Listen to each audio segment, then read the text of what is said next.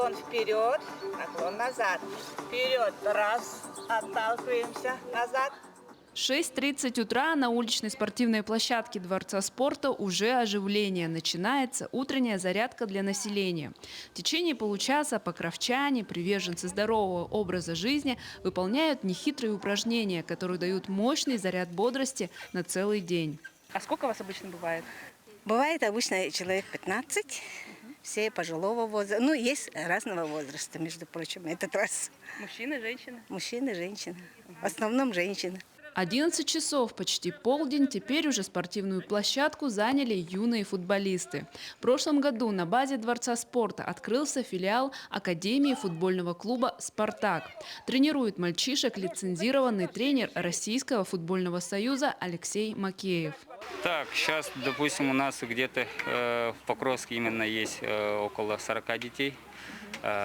Младшая группа есть 20 и старшая тоже где-то 18-20.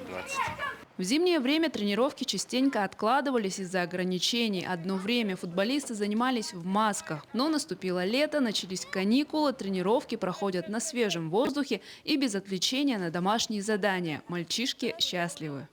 Вот сейчас летний график, он с 10 до 11:30.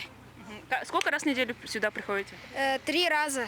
В это время внутри здания Дворца спорта в тренажерном зале занимаются местные культуристы. Их допускают в тренажерку только в определенные часы и только по 5 человек. 3 раза в день по 2 часа занимается население. Это значит 11 до часа, потом уборка, кварцевание.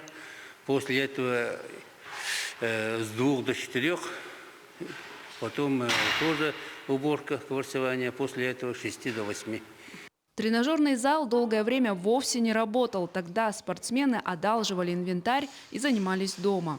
До пандемии во Дворце спорта еженедельно проводились 3-4 спортивных мероприятия. Сейчас планы на ближайшие полгода никто не строит.